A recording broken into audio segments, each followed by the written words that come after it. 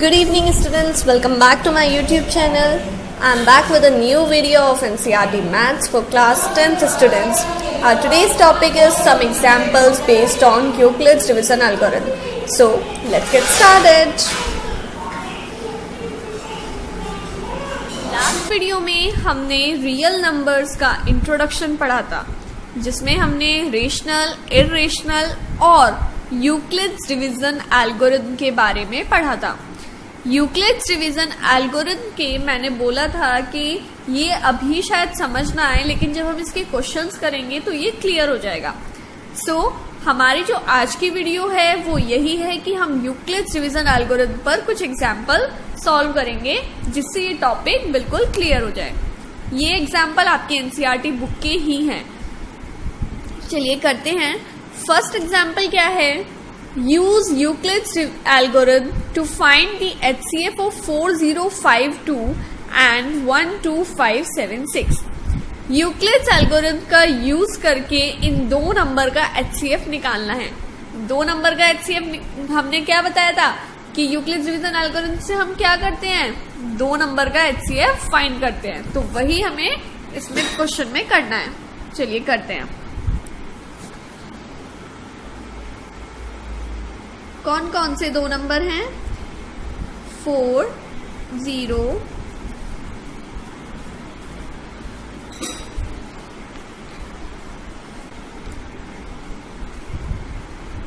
कौन कौन से दो नंबर हैं? 4 0 5 2 1 2 5 7 6। किससे डिवाइड करें? 3 से डिवाइड करके देखिए क्या आता है।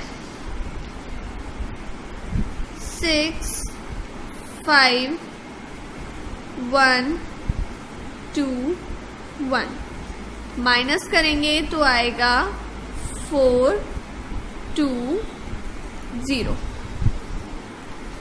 ठीक है। अब हमारा रिमाइंडर 0 नहीं आया तो हम फिर से प्रोसेस यही करेंगे फॉलो।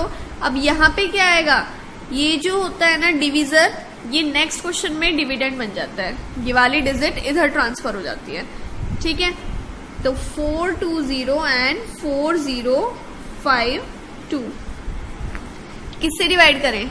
9 से करके देखते हैं। 0 8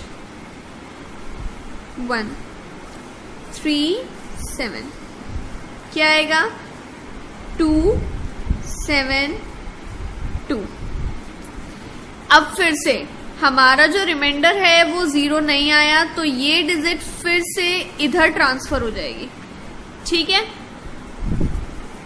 4 2 0 किससे डिवाइड करें? 1 से करते हैं फिर से।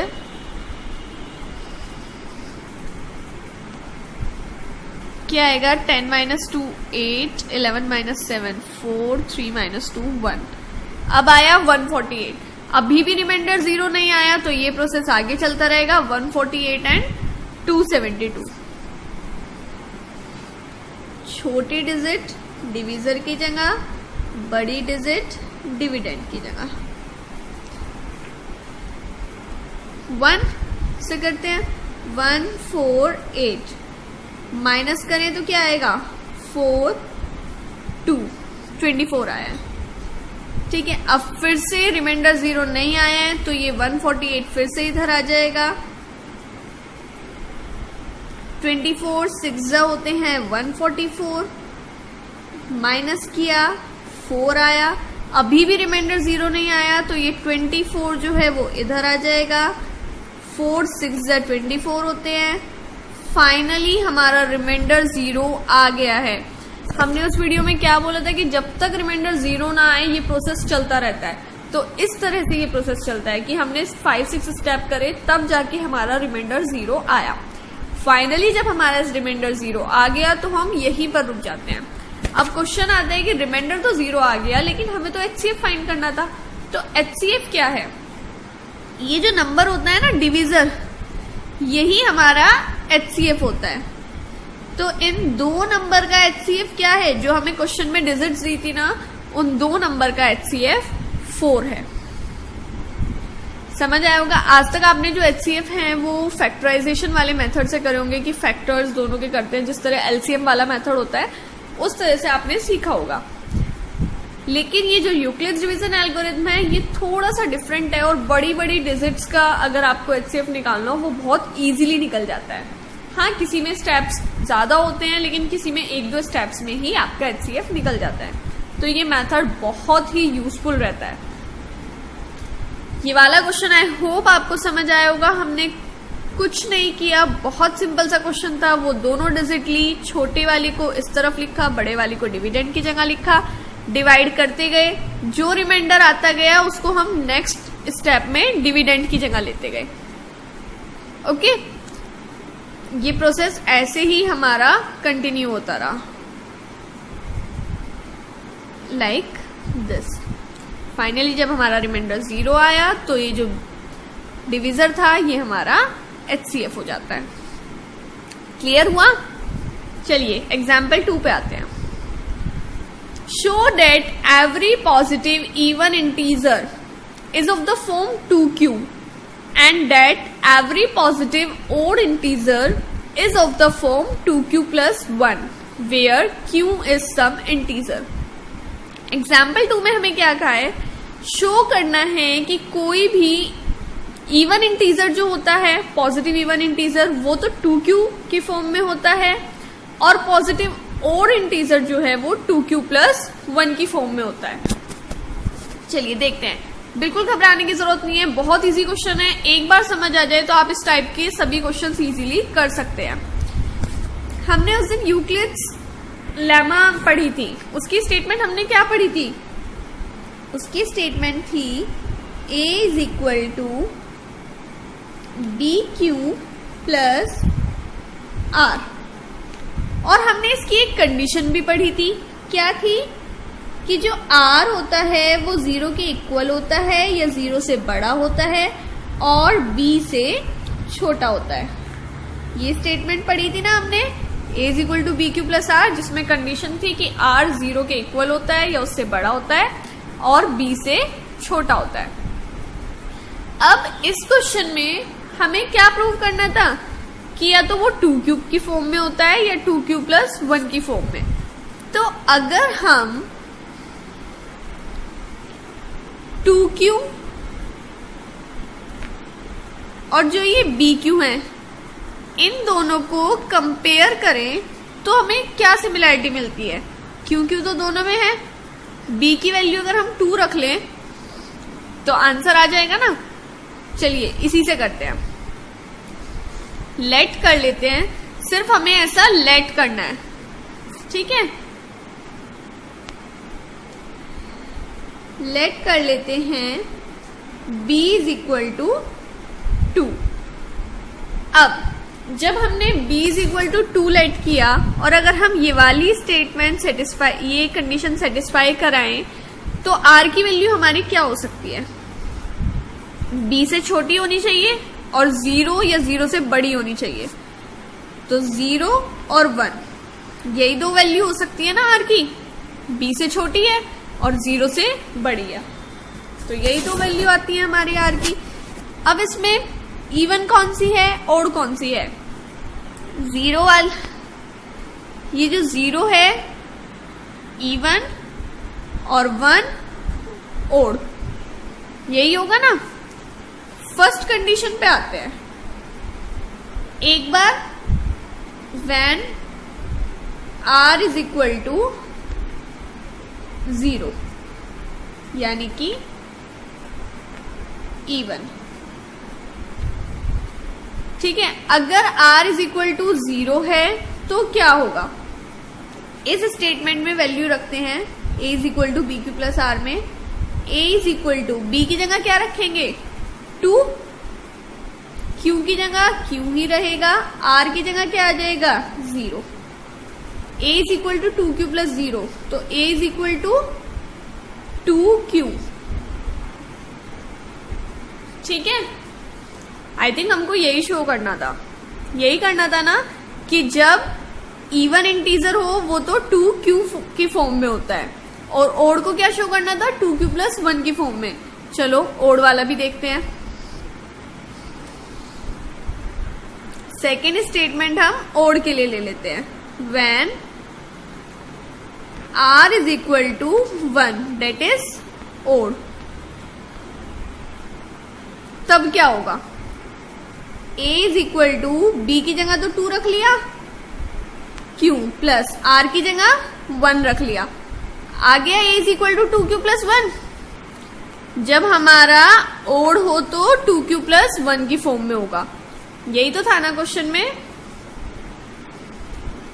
कि इवन इंटीजर 2q की फॉर्म में, ओड इंटीजर 2q प्लस 1 की फॉर्म में।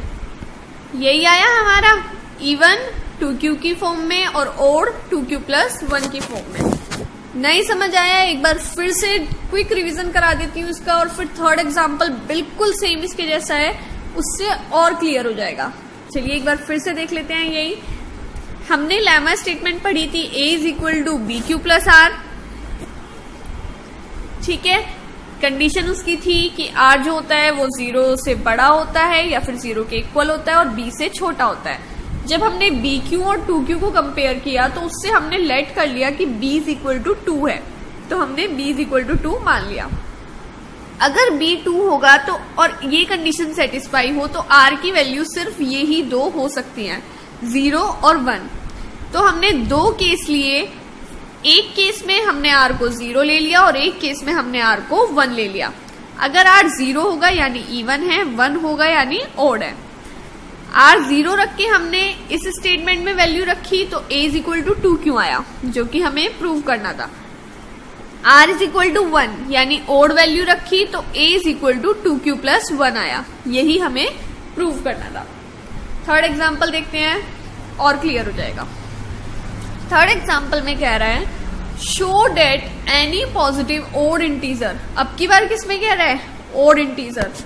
इवन नहीं कहा इस बार, यानी हमें सिर्फ ओड वैल्यू रखनी है इस बार। Is of the form 4q plus 1 और 4q प्लस 3। इसने कहा है ओड होगा तो या तो ये वैल्यू आएगी या फिर ये वैल्यू आएगी। देखते हैं कंडीशन क्या है, स्टेटमेंट क्या है, a is equal to B Q plus R. Condition क्या है, less than equal to R less than B. b इस बार 4 मान लें क्योंकि हमें 4q प्लस 1 और 4q प्लस 3 प्रूव करना है। तो लेट कर लेते हैं b इज इक्वल टू 4। अगर b 4 है तो r की वैल्यू क्या हो सकती है, b से छोटी, 0 1 2 3 ये हो सकती है। लेनी क्या थी हमें, ओड कह रहा था ना क्वेश्चन में, तो 1 और 3 सिर्फ यही 2 वैल्यू लेनी है। फिर से वही सेम 2 केस बना लेते हैं।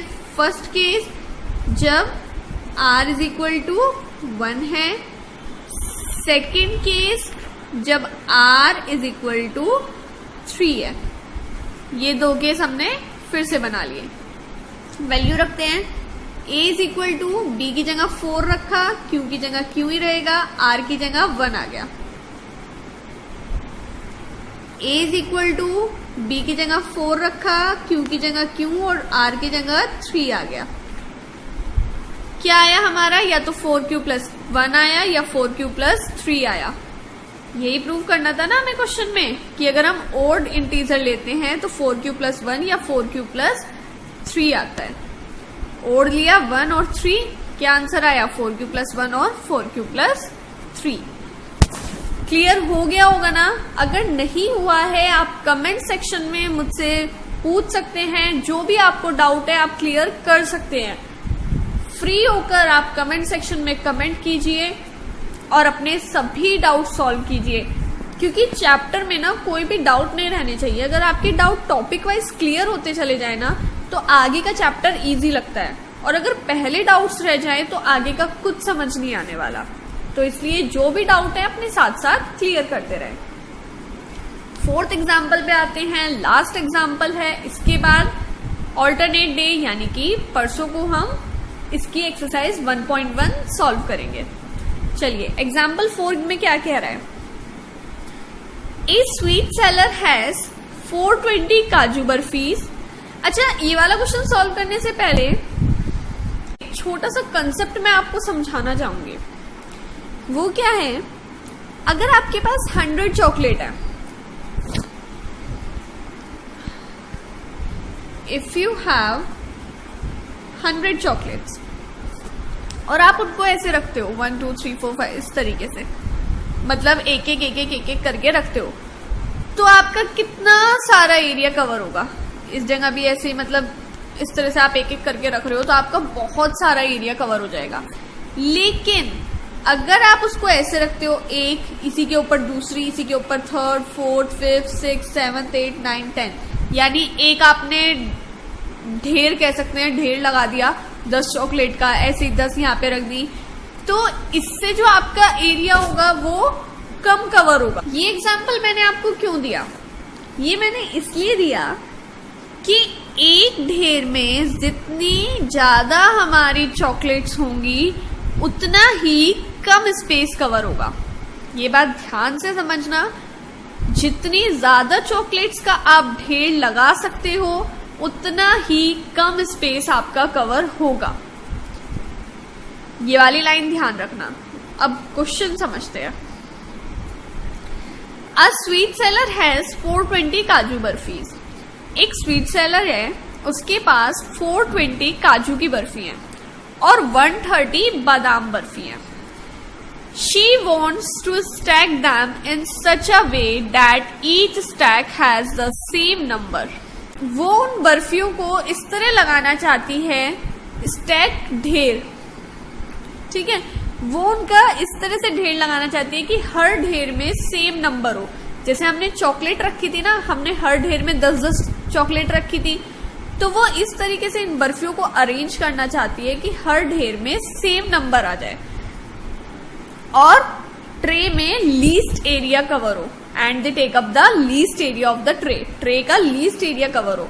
तो लीस्ट एरिया कवर करने के लिए भी हमने क्या बताया कि ढेर ज्यादा से ज्यादा चॉकलेट्स का होना चाहिए। यही बताया ना कि कम एरिया यानी कि ज्यादा चॉकलेट्स का ढेर। तो ज्यादा चॉकलेट्स का ढेर, ज्यादा से क्या मतलब है?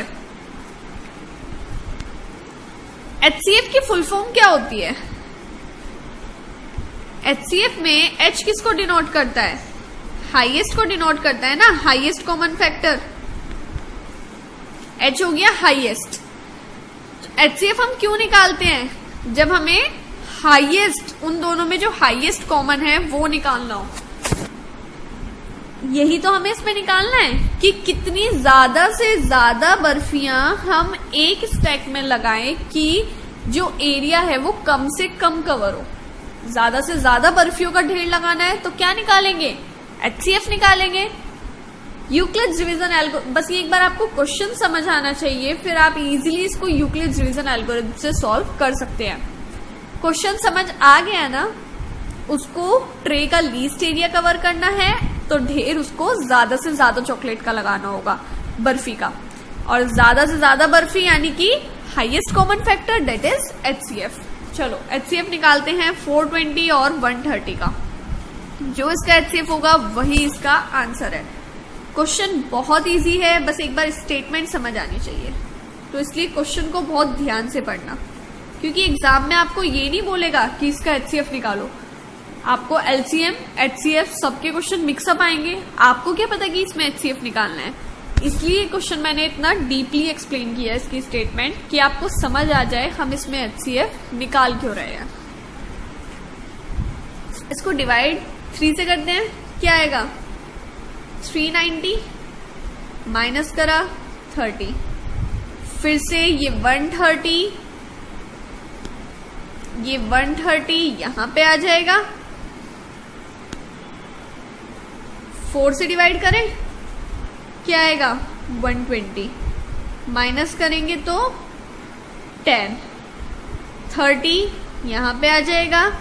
डिवाइड करते हैं, 10 3 ज़ा 30, रिमाइंडर क्या आ गया? 0। तो ये स्टेप यहीं पर खत्म, रुक जाएगा। HCF क्या होगा? ये जो B की वैल्यू होती है ना, यही हमारा HCF होता है। तो HCF इज इक्वल टू 10, यानी एक ढेर में, एक स्टैक में वो कितनी बर्फियां लगाएगी? एक स्टैक में 10 बर्फी लगेंगी। ये इसने क्वेश्चन में पूछा था कि what is the number of date can be placed in each stack for this purpose. एक स्टैक में कितनी बर्फियां लगेंगी, तो एक स्टैक में 10 बर्फियां लगेंगी। आया समझ? जो भी डाउट हो कमेंट सेक्शन में पूछ लेना। आज के लिए इतना ही। नेक्स्ट वीडियो में हम एक्सरसाइज 1.1 रियल नंबर्स की सॉल्व करेंगे। Bye bye. Don't forget to like, subscribe and share and comment section में जरूर बताना कि वीडियो कैसी लगी।